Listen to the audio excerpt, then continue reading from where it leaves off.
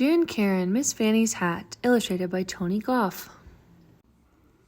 Miss Fanny has lots of hats, and each one is her favorite. When she wears her red felt with the big feather, she looks in the mirror and says, "I just love this hat." And her friends at church say, "Miss Fanny, we just love that hat." When she wears her green velour with the fancy pin, she says, "I sure do love this hat." And her Sunday school teacher says, "Miss Fanny, I sure do love that hat." But when she wears her famous pink straw with silk roses, she always says, "I really love this hat, and everyone else really loves it too." Miss Fanny is 99 years old and very small. In fact, she's grown to be about the same size she was as a little girl. Miss Fanny and her daughter, Miss Wanda, live together. Miss Wanda makes breakfast every morning. "Don't make me much breakfast," Miss Fanny says, sitting on the sofa in her robe. Miss Wanda tries to mind because Miss Fanny is her mama, but she forgets and brings her a piece of sausage, buttered toast with jelly, a scrambled egg, and a cup of herb tea. "Oh my, that's way too much," Miss Fanny always says, but then she goes and eats it all up. Every morning after breakfast, Miss Fanny reads her Bible. She has worn out 3 Bibles reading them over and over. Her favorite verse is, "With God all things are possible." Every Sunday, Miss Wanda washes Miss Fanny's hair.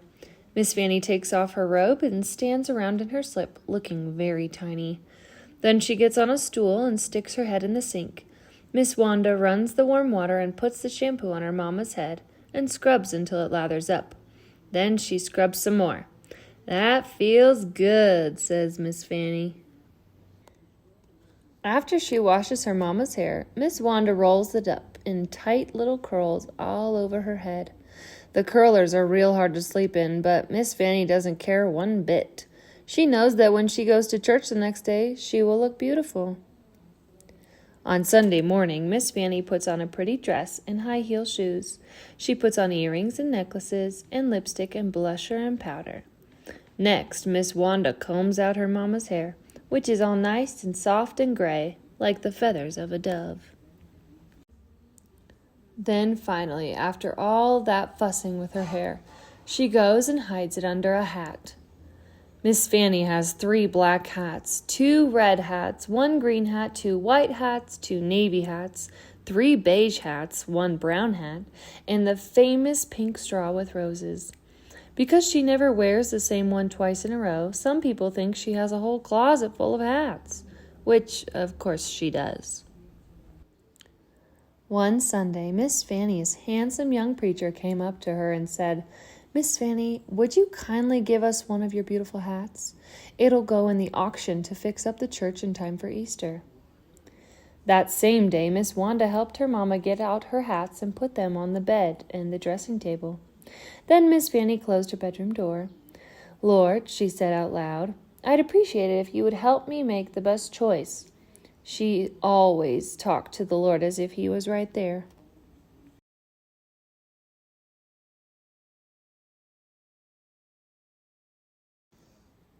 Miss Fanny walked around the room and looked at each one of her hats. The green velour with the fancy pin was very, very old and still very beautiful. During the terrible flood of 1916, she had crossed the swollen river on a ferry to visit her mother and father. As she stood at the rail holding onto her beautiful hat, a house had floated by, almost close enough to touch. And over there was her wide-brimmed felt with the gleaming black feather. Ha! That feather had come from the tail of a hawk that was trying to kill her hens and biddies. She had grabbed the hawk around the neck, and before you could say doodly squat, that hawk would never bother her chickens again. Then Miss Fanny picked up the hat made of soft brown velvet and stroked it. It had always reminded her of Flower, her grandmother's cow. When Miss Fanny was just 7 years old, she had started milking the brown velvety soft Flower. Each evening she carried the milk to the spring in a bucket and set it in the icy water to keep cool. Later her mama would pour the milk into a churn, and Miss Fanny would churn it into butter just like you buy in the store, except better. She realized that each one of her hats was like a friend, and each one brought back special memories. Finally, Miss Fanny came to her most favorite hat of all, the pink straw with silk roses. She had worn it every Easter Sunday for 35 years, and it always made her feel brand new like Easter itself. But she wasn't the only one who thought it was special. Everyone at church looked for her pink hat on Easter Sunday just as they looked for the tulips and daffodils to bloom in the spring. Miss Fanny took the pink straw out of its round box and put it on, even though she was wearing her oldest house dress with the torn pocket. She looked in the mirror and sighed. In her heart, she did not want to give her hat away, not at all. She took a deep breath and repeated her favorite Bible verse. As she placed the hat back in its round box, she said, "You know, this hat really could raise a lot of money." As she put the lid on the box, she said, "Maybe it could help fix our old pipe organ." As she tied the string around the lid, she said, "Why, it could probably mend the crack in the church bell or put on a whole new roof." Suddenly, she discovered she was very, very excited. At the church auction, the handsome young preacher held up the pink hat with roses and looked around. "What am I bid for Miss Fanny's famous hat?" The bidding took off lickety-split. At last, here was something more exciting to bid on than a set of kitchen canisters or an umbrella stand. Bang went the gavel. "Sold to the lady in the front row." The lady in the front row gave the preacher a check and seemed very, very pleased with herself. "That's a lot of money," exclaimed Miss Wanda, who was impressed. Miss Fanny clapped her hands. It was enough to really get things fixed around here. She knew that she would not miss her favorite hat one bit, but she did wonder which hat she would wear on Easter morning. On Easter Sunday, Miss Fanny got up very early. She sat on the side of her bed and took the curlers out of her hair. Although she thought and thought, she didn't have the slightest idea which hat she would wear. Her red felt with the big feather was too hot. Her green velour with the fancy pin was too wintry.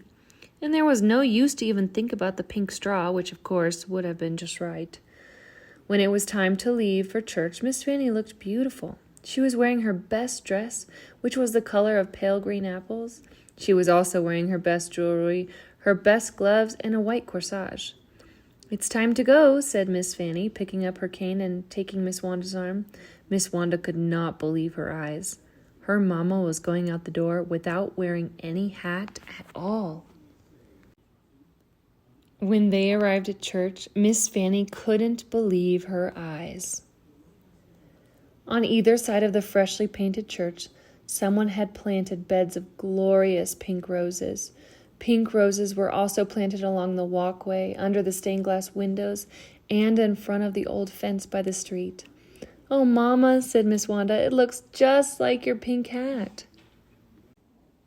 The handsome young preacher greeted them on the steps and gave each one a big hug. "We hope you're pleased, Miss Fanny. We were able to patch the bell and fix the organ, and your beautiful hat made it possible to buy all these roses." As Miss Fanny laughed with delight, they didn't see an old woman at all.